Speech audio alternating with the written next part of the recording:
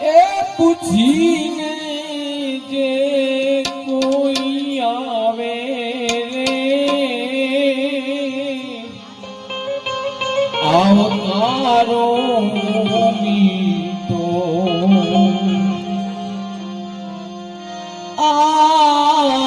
આપજે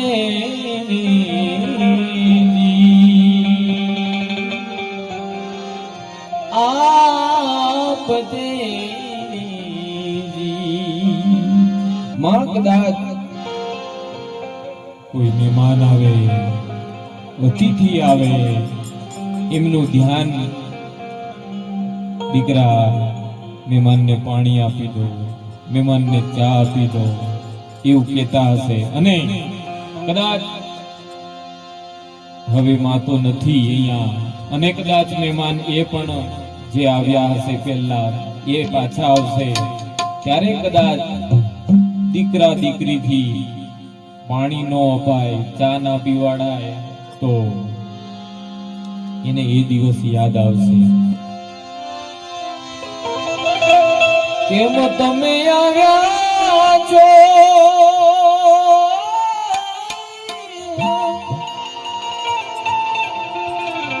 એમ નવ કેજો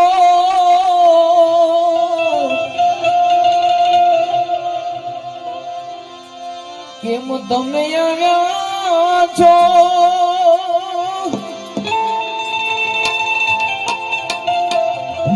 એમ નવ કેજો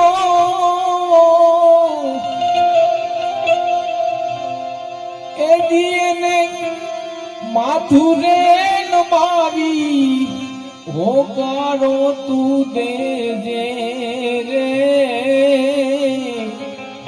આવકારો મીઠો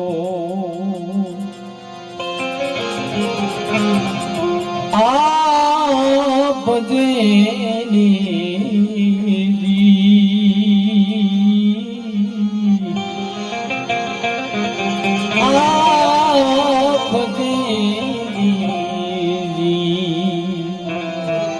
અને છેલ્લે કવિએ શું કીધું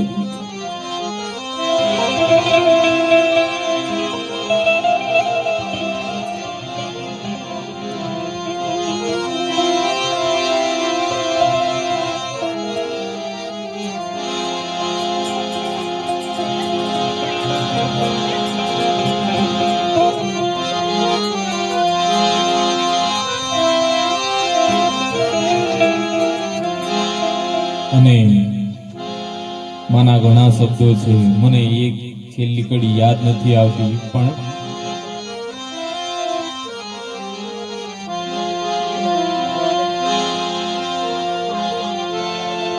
જિંદગીમાં કેટલું કમાણા હો જરા સરવાળો માંડજો આપણી જિંદગીની અંદર આ ધરતી પર આવ્યા છે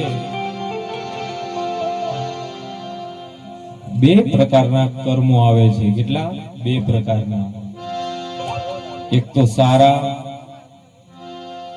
અને એક ખરાબ એટલે કવિએ કીધું જિંદગીમાં કેટલું કમાણા હો જરા સરવાળો માંડજો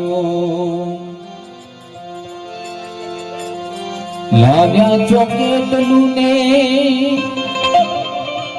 લઈ જવાના કેટલું લાવ્યા છો કેટલું ને લઈ જવાના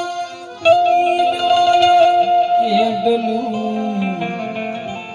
અંતે શું લઈ જવાના છેવટ તો લાકડા ને છાણા હો જરા સરવાળો માંડજો સાહેબ બાળકનો જન્મ થાય ને તો આપણે કપડું કેટલા રૂપિયાનું આવે કે 30 રૂપિયાનું અને નાના બાળક માટે કપડા લેવા જઈએ ને એને ખિસ્સો આવતો નથી. અને વૃદ્ધાશ્રમ વૃદ્ધ થાય અને એને સતલોકવાસી કહેવામાં આવે. આપણે ઘણા પ્રકાર કહીએ છીએ કે વૈકુંઠવાસી થઈ ગયા, સતલોકવાસી થઈ ગયા. અને એનું મૃત્યુ થાય અને એનું કફન કેટલા રૂપિયાનું આવે? 30 રૂપિયાનું. એનું કફન 30 રૂપિયાનું આવે અને એના કફનમાં પણ ખિસ્સો આવતો નથી. આ તો સાહેબ જેમ બાળકનો જન્મ થાય એના કપડામાં ખિસ્સો નથી આવતો, મૃત્યુ પામે એના કફનમાં પણ ખિસ્સો નથી આવતો. આ છે બધી લેવડ દેવડ આ વચ્ચેના સમયની.